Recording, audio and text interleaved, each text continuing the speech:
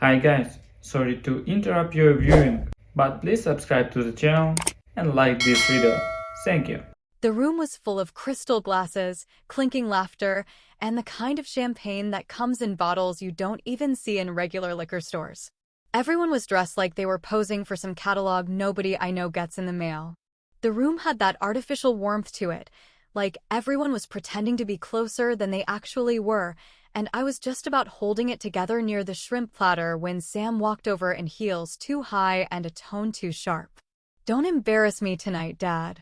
Just smile and stay quiet," she said, leaning in close enough so I could smell whatever expensive perfume she wore these days, something sharp and citrusy, not the vanilla stuff she used to steal from her mom's dresser when she was 15. Her voice was low, but the sting in it was loud. She didn't even wait for my response. Just patted my shoulder like I was some old neighbor she barely knew and turned back toward her perfect crowd. Her fiancé Brad was laughing in that moneyed way guys like him do, just enough volume, just enough charm, just enough phoniness. So I smiled. I stayed quiet, just like she asked.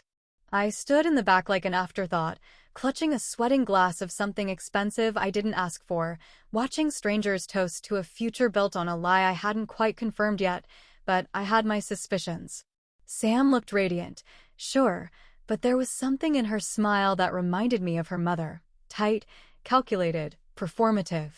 She was working the room like a politician, dropping jokes and compliments, floating from table to table like she was running for mayor. And not once, did she mention me. Every "thank you" was directed toward Brad's parents. Every story started with "Brad and I." Never "my dad once told me," or "growing up, my dad used to say." It wasn't just the forgetting. It was the erasing. I don't need a goddamn trophy for raising my kid. But I also didn't spend 2 decades busting my back in construction, eating off paper plate dinners so she could afford violin lessons and theater camp, just to be airbrushed out of her life like a bad tattoo. I felt it bubbling just under the skin. The rage. The kind that simmers low for years until something stupid sets it off, like being told to stay quiet at your only daughter's engagement party. I took a long sip of that overpriced scotch, let it burn its way down, and let my eyes scan the room. Brad was chatting up some guy in a golf sweater, looking too polished for his own good. I'd been watching him for months. Not in some obsessive way, just observing. Quietly. Because something about him never sat right with me. The stories never lined up. The timelines always fell off. Once, over Thanksgiving, I heard him take a call outside. Said it was business. But his voice got real soft. Real familiar. A kind of softness you reserve for someone you're sleeping with. I didn't jump to conclusions. I'm not that kind of man. But I started checking things. Nothing fancy. Just basic stuff. Google searches. Background checks. Some mild PI work from a buddy of mine who owed me a favor. And what I found, it didn't paint Brad as the loyal golden boy everyone here thought he was. But I didn't blow it all up right away. I waited, like she asked. I stayed quiet. Until tonight. I reached into my coat pocket, fingers brushing against the paper I'd folded earlier that day. It wasn't long, less than a page, but it had everything it needed. Dates. Names. A photo. A copy of an email that proved more than I needed it to. All the cards on the table, plain as day. I'd gone back and forth about whether to confront her. But Sam didn't want that. She didn't want a scene. So I gave her what she asked for. Brad was mid-conversation when I walked up, glass in one hand, letter in the other, palms slick with sweat. I gave him a firm pat on the back, the way fathers do when they're proud or pretending to be. I slipped the letter into his inner jacket pocket, right behind a monogrammed handkerchief I bet he never used. He didn't even flinch. Just smiled at me, probably wondering if I was finally coming around. I nodded, smiled back, said nothing. The party carried on like nothing happened. Laughter. Music. More toasts. Sam didn't look back at me once. And I stood there, invisible in a rented blazer, feeling something between guilt and satisfaction. I didn't say a word that night, but the letter sure did. The phone rang at 6:23 the next morning, and I knew it was her before I even picked it up, just from the rhythm of the ringtone, the way it shattered the silence like a rock through stained glass. I'd barely slept, just sat in the kitchen nursing a cup of reheated coffee and replaying the night in my head, not with regret exactly, but with a strange heaviness in my chest that felt like both relief and dread tangled together. When I finally answered, Sam didn't even say hello. "He's gone," she said, her voice cracked and urgent, like someone trying not to cry but failing miserably. "Brad's gone. He left early this morning. Didn't say anything. His stuff's gone, the suitcases, his toothbrush, everything. He left a voicemail, like he didn't even have the balls to talk to me." I rubbed my temple with one hand, trying to sound confused, trying to play it off like I wasn't 5 steps ahead of her. "Gone?" I asked, keeping my voice low, steady. "What do you mean gone?" "He just left," she snapped, frustration bleeding through her panic. "He said he needed to think. That there were things I didn't know. Things that were coming to light. What the hell does that even mean?" I gave her a pause long enough to sound surprised, long enough to sound like the kind of father who didn't just nuke her engagement from the inside out less than 12 hours ago. "I'm sorry, Sam," I finally said, slowly, carefully. "I really don't know what to tell you." And I didn't. Not yet, anyway. What I didn't say was that I'd seen this coming, not because I was some paranoid dad with trust issues, but because I'd followed my gut when no one else would. Months ago, maybe 6 or 7, I had this gnawing feeling in my chest that something about Brad was off. Not in a cartoon villain way. He was charming, smooth, good at pretending, but in a way that left little cracks when you looked close enough. He always had answers, but they were too polished. He always had time for Sam, but never on the weekends. And one Saturday, when he told her he was off at some work retreat in Denver, I decided to take a drive. I remember it was a 6-hour drive each way, took me about 4.5 hours total. Don't ask me how. Let's just say I wasn't exactly obeying the speed limit or stopping for scenic overlooks. I just drove, full tank, no music, just the hum of the tires and the beating of my heart picking up with every mile. Brad had told Sam he was staying in a Lodge 4 team building, but the address I had from a previous Amazon delivery he stupidly sent to her place told me otherwise. I pulled up outside a modest 2-story house in the suburbs. Nothing fancy. Nothing suspicious. Except when I rang the doorbell, a woman answered wearing one of those big t-shirts women wear when they've clearly just rolled out of a man's bed. Her hair was tied up in that lazy, I just got laid kind of way, and she looked at me like I was the cable guy. "Can I help you?" she asked, not unkindly, but definitely surprised. I gave her a name, some made-up one, and pretended I had the wrong address. She laughed a little and said, "You're probably looking for Brad. He just ran out to get coffee." That was all I needed. I didn't blow up. I didn't take pictures. I didn't scream or tell her the man she was sleeping with was engaged to someone else 400 miles away. I just turned around, got in my truck, and drove home with that image seared into my brain, the image of that woman in Brad's house, acting like she lived there. Like she belonged there. Back in the present, Sam was spiraling. She texted. Called again. Said she couldn't eat, couldn't think, couldn't figure out how someone could just go without warning. It pissed me off, not because I was angry with her, but because I hated seeing her hurt, and I hated even more that it had come to this. I didn't want to destroy her night. I didn't want her to cry into her engagement cake. But she hadn't given me any other choice. She made it clear, over and over again, that my place in her life was ornamental at best, like a family photo you keep around so people don't ask questions. And maybe that's why I didn't tell her what I'd found when I found it. Maybe that's why I waited until it could no longer be ignored. Because sometimes, when the people you love won't listen, the only thing you can do is drop the truth into their lap and walk away. Later that afternoon, she called again, and this time her voice was hoarse. She'd clearly been crying or yelling or maybe both. "Dad," she said, quieter now, like someone defeated. Did you know something about Brad?" I looked out the window at the bare trees swaying in the wind, my jaw clenched so tight it hurt. There were a dozen things I wanted to say. I wanted to scream that I'd been trying to protect her all along, that I saw this coming. That Brad was nothing but a two-bit liar in a tailored suit. But I didn't. I kept my voice even and said, I just smiled and stayed quiet, Sam. Like she asked.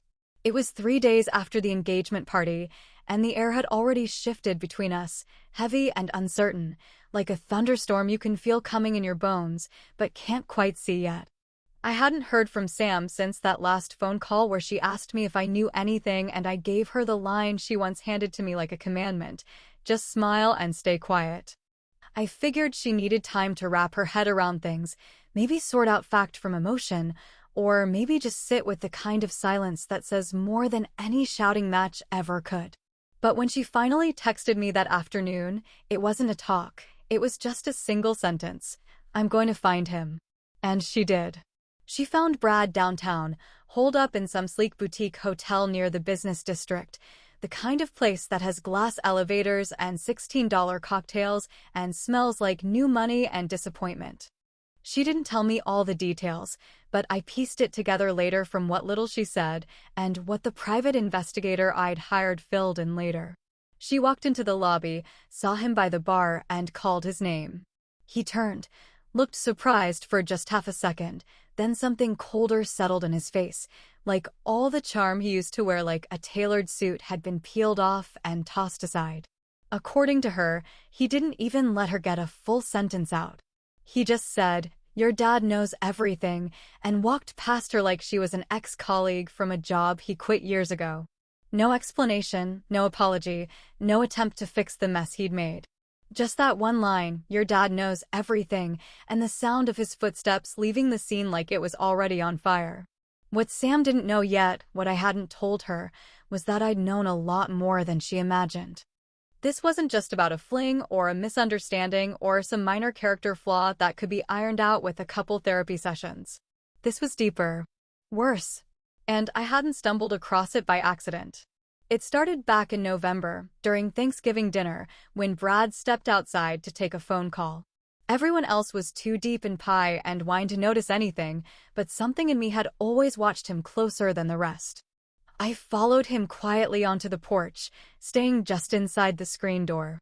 I wasn't even trying to eavesdrop, not at first, but the words were sharp and loud enough to cut through the wind. "No, I can't see you this weekend," he said, voice low but tense. "I told you already. It's her family thing. Just keep things calm until I figure this out." I remember every word like it was tattooed across my brain. That was when I called in a favor from a guy I used to work with back when I did framing jobs in my 20s. He'd moved on to PI work, mostly divorce cases, sometimes tracking down deadbeat dads or runaways. I gave him Brad's full name, what little I had on him, and a week later I got a file thick enough to flatten a squirrel. The truth was worse than I thought. Brad wasn't just seeing someone else, he was still legally married to a woman in Ohio. Divorce in progress, yes, but not finalized, not even close. And to make it sting harder, he had a 4-year-old son. The kid had his eyes. Same smirk, same sandy hair. I saw the photos. They were living in a house he paid for in cash, listed under his sister's name. His business trips were weekends spent playing house with a different family, while my daughter, my only daughter, was planning centerpieces and cake flavors with his name printed on every invitation. The letter I slipped into his jacket had all of it. I didn't embellish. I didn't editorialize. I included photocopies of the marriage license, court filings, timestamps on photos, and even a transcript of one phone call my buddy managed to capture. It was surgical. Quiet. Deadly. The kind of truth you don't scream, you just drop it on the table and let it explode on its own. So when Brad told Sam, "Your dad knows everything," what he really meant was, your dad finally stopped protecting you from the truth. She called me an hour after she left that hotel. I could hear the wind rushing past her phone, which meant she was walking fast, probably somewhere outside, trying to get the poison out of her lungs. "Why didn't you tell me?" she said, her voice jagged with hurt. I paused. Not to be dramatic, but because I honestly didn't know which version of the truth she was ready to hear. The one where I was trying to protect her? The one where I didn't think she'd believe me? The one where I knew she'd blame me either way? You told me to stay quiet, I said, calm as I could manage. She didn't respond for a long beat. I thought maybe the call had dropped. But then I heard it, the sound of her breath shaking like it was barely staying inside her chest. You ruined my life, she screamed, and the call cut out before I could say another word. The fourth night after the engagement party, I found myself sitting at the kitchen table, the old wooden one that still had a burn mark from that time Sam left a curling iron plugged in when she was 16 and in a rush to get to some school dance. It was just past midnight, the house dead quiet except for the occasional creak of settling wood and the low hum of the refrigerator kicking in like it always did when the silence got too heavy. In front of me sat a half-empty bottle of whiskey I hadn't touched since the day my father passed, and beside it was a glass that had already been filled twice too many times. I wasn't drunk, not yet anyway, but I was floating somewhere in that dangerous middle space between sober and gone, where your thoughts start getting loud and your regrets start playing on a loop so clear you'd swear they were real. I sat there and stared at the photo still taped to the fridge, the one from Sam's 8th birthday when she insisted on a pirate-themed party, and I built a cardboard ship in the backyard with my own 2 hands. In the photo, she's wearing an eye patch, holding a cupcake with both hands, frosting smeared across her cheek, laughing like life hadn't yet taught her how to be disappointed. I remembered the night I taught her to ride a bike, how she cried when she scraped her knee, and how she got back on anyway because I promised I'd never let go unless she said I could. And I remembered how, years later, I did let go, not just of the bike, but of the version of her who used to run toward me instead of away. I remembered every dance recital where I clapped louder than anyone else, even when she missed a step. I remembered the day she stopped hugging me goodbye, switching instead to a distracted wave or a half smile, too busy texting someone to notice the small shift in the air between us. Now here I was, all these years later, drinking to ghosts and waiting for a phone call that probably wouldn't come. When the knock at the door came, I thought for a second I was imagining it. I hadn't had visitors in weeks, not counting the mailman who always smelled like chewing tobacco and complained about politics. I pulled myself from the chair slowly, joints creaking louder than the floorboards, and opened the door to find Karen standing there in that long black coat of hers, hair pulled back tight like she always did when she was tense. We hadn't spoken face to face in months, maybe longer. The last time had been civil enough, something about Sam's graduation plans, something about flights, but we both knew we didn't like pretending anymore. She didn't wait for an invitation. Just walked in like she still lived there, brushing past me with the kind of confidence only someone who knows your deepest failings can pull off. "She's not doing well," she said, not looking at me, just scanning the living room like she was checking to see if I'd let the place go. "She's blaming herself now. Thinks she ruined everything." I didn't answer, not because I didn't care, but because I didn't trust my voice to sound anything but hollow. Karen turned to me finally, her eyes a little red around the edges, like she'd either been crying or drinking or both. "I told her things," she said quietly, almost too quiet. "Years ago, when we were fighting. I said some things about you I shouldn't have said. That you weren't worth much. That you were never there." The words didn't shock me. I'd suspected for a long time that part of the distance between me and Sam came from more than just growing up and moving on. It was built by years of whispers, little lies told in anger that festered into truth with enough repetition. I wanted to be angry, to yell, or at least throw a glass, but I just sat back down at the kitchen table and poured another drink. Karen watched me for a long moment, then gave a bitter little laugh and said, "Congratulations. You won." Then she walked back out into the cold night without another word, the door clicking shut behind her like the end of something permanent. I sat there a while longer, staring at the glass in my hand, at the photo on the fridge, at the way time doesn't stop for anyone, not even fathers who tried their best, but still came up short. Then, just as I was thinking of calling it a night and dragging myself to bed, my phone lit up on the counter. One text. One word. "Why?" I didn't move for a long time. Just stared at that glowing screen, that single syllable packed with more weight than anything she'd ever said to me before. "Why now? Why like this?" Why didn't I tell her sooner? Why did I let it all fall apart? The whiskey didn't answer. The silence didn't offer anything either. But maybe, just maybe, that question meant there was still something left to say. I started writing the letter before the sun came up, before the world outside had the decency to offer any distractions, before the streets filled with noise and the morning news rolled in with its steady drip of tragedies. I wrote it by hand because that's the only way I know how to make something feel real. Typing it wouldn't have done it justice, wouldn't have slowed me down enough to think about every word, wouldn't have made me pause long enough to feel every sentence twist in my chest the way it was supposed to. The letter wasn't meant to change her mind or win her over or undo everything that had already happened. It was just meant to be honest. For once, brutally, completely, quietly honest. Dear Sam, I began, and then stared at the page like it owed me something.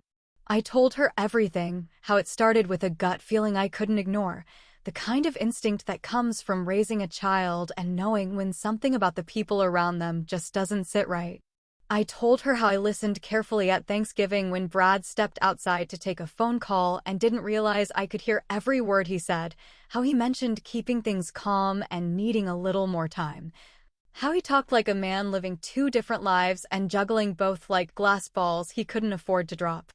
I wrote about how I didn't want to believe it at first, how I tried convincing myself that maybe I was overthinking, that maybe I was just being one of those bitter, overprotective dads who couldn't let go. But I couldn't shake the feeling, and so I did what you do when you love someone who won't protect themselves. I started digging. I didn't snoop through your phone or follow you around or hack anything. I just followed breadcrumbs. Old addresses, records, digital footprints. Things people like Brad never think about because they assume no one's paying attention. But I was paying attention, Sam. I always have been. Even when it didn't look like it. I told her about the drive, about how I made it to Ohio in under 5 hours, even though it should have taken 6. How I knocked on the door and met a woman who answered it with bare feet and sleepy eyes, who smiled like she was used to answering that door for Brad. How I saw the photo of their son on the shelf in the living room through the crack in the door. Same eyes, same smile. There's no mistaking that kind of resemblance, not when you're a father. You learn to recognize the shape of a child's face when it carries the blood of someone who lied to your daughter for 2 damn years. I told her how I didn't show up at the party planning to ruin it, how I wanted to keep it together, how I tried to smile and stay quiet like she asked. But I also told her that silence isn't the same as love.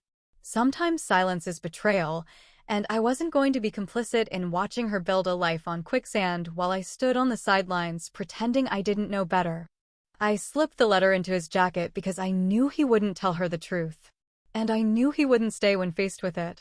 I ended the letter with the hardest truth I could offer, the one that had been sitting inside my chest like a stone since the day I saw her eyes fill with rage and hurt and confusion when Brad walked out. You didn't lose him because of me, Sam. You lost him because I told the truth. I folded the letter gently, slid it into an envelope, and wrote her name on the front like it was the last thing I'd ever write to her. And maybe it was. I didn't know. I had no idea what she would do when she read it. Throw it in the trash, rip it in half, burn it. But I had to give it to her. I had to say everything I never got to say in the moment, everything I swallowed for years while I watched her drift further away from the little girl who used to sit on my shoulders at parades and fall asleep in the back seat with her head against my arm. I drove to her apartment and parked across the street, the envelope sitting on the passenger seat like it had weight, like it was alive and breathing. I watched the lights come on in her window just after 8. A few hours passed. No movement. Then a shadow. Then nothing. I thought maybe she wasn't going to come down. Thought maybe she saw me and decided to leave me there in that truck with my guilt and my letter and my broken version of love. But around 11, the door opened. She walked out slowly, like her body was being pulled forward by something she hadn't agreed to. She didn't have a purse. No keys in hand. Just herself. Her eyes found mine across the distance, and for a second neither of us moved. It felt like 100 years passed between that glance and her next step. She crossed the street and stopped just a few feet from me. Didn't say a word. Just pulled the envelope from her coat pocket and held it out. I took it from her slowly, our hands not quite touching, and when I looked up, she was staring right at me. There were no tears in her eyes. No fury. No forgiveness either. Just understanding. And for the first time in years, my daughter looked me in the eyes, but didn't say a word. Just like I taught her.